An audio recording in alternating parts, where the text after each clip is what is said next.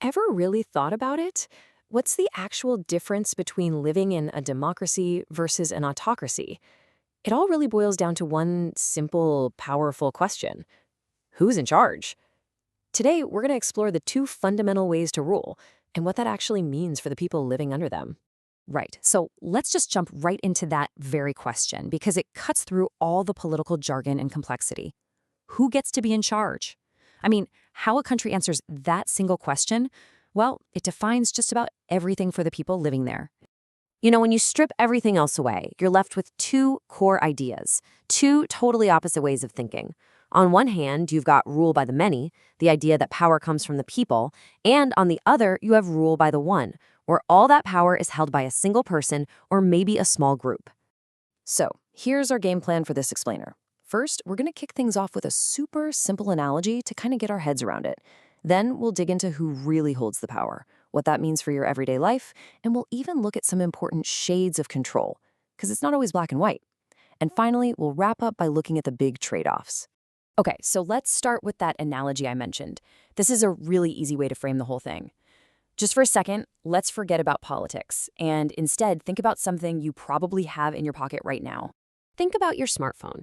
A democracy is kind of like having full admin rights to your phone, right? You pick the apps, you change the settings, you make it work for you. But an autocracy, well, that's like the manufacturer has completely locked it down. They decide what you can install, what you can't. You're just stuck with what they give you. It's really that simple. Choice versus control. Okay, so keep that phone analogy in your back pocket. Now let's get into the more, formal definitions of what these two systems actually are. So first up, we've got democracy. And the absolute key idea here is that power flows from the bottom up. The citizens, the people, are the ultimate authority. I mean, think about it like this. The government is supposed to work for the people, not the other way around. Leaders get picked, laws get made, all based on what the majority decides. And then, on the complete opposite end, you've got autocracy. Here, power flows from the top down. All that supreme authority, it rests with just one person or one single party. And their decisions are final. Absolutely no checks and balances from the public to hold them back. And when you put them side by side like this, the difference is just crystal clear. Where does the power come from? The people or a single ruler? What's your role as a citizen? Are you an active participant or do you have no say at all? And are there limits on the rulers, laws and votes, or is it just absolute, unchecked power? It really lays out the fundamental clash between these two ideas. And believe it or not, this isn't a new debate. These two ideas have been duking it out for centuries. I mean, democracy's roots trace all the way back to ancient Athens. And autocracy? It's just as ancient. Think of the absolute power of kings and pharaohs. And these systems are still around, still evolving. Just look at the 20th century. A really stark example of a modern autocracy was the Soviet Union under Stalin, where the state had almost total control over everything and everyone.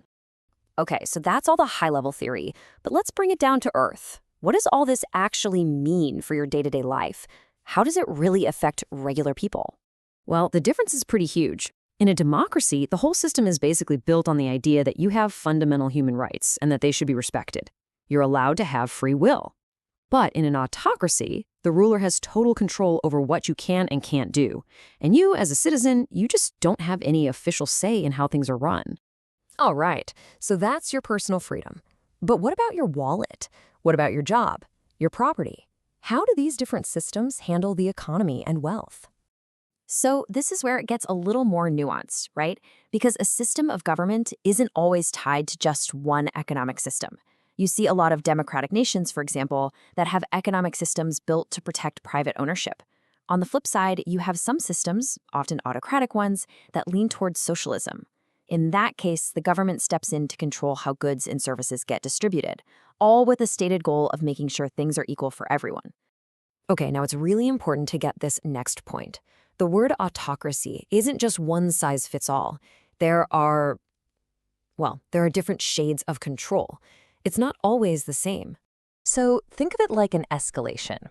A basic autocracy is mostly concerned with controlling what people do, their actions. But then you have totalitarianism, which, it takes things to a whole other level. It's not just about controlling your actions. It's about controlling your beliefs, your values, even how you think. And this quote right here just sums it all up perfectly. It's from Benito Mussolini. He's actually the guy who came up with the word totalitarian. Everything within the state, nothing outside the state, nothing against the state. It just perfectly captures that whole ideology. The state is everything, and absolutely nothing is allowed to exist outside of its control. So, all of this brings us to the big finale. The reality is no system is perfect. Every single one comes with its own set of trade-offs. So what's really at stake here? What's the bargain a society makes when it goes down one road versus the other? All right, let's talk about the deal with democracy. The pros are pretty obvious, right? It's all about freedom. Your rights are protected, you get a say in how things are run. But the con, well, the very thing that gives you power, elections, can also lead to constant changes in leadership, which, can sometimes feel a bit unstable. Now, for autocracy, the deal is basically the complete opposite. A single ruler who doesn't have to worry about elections can bring a certain kind of stability, maybe even efficiency.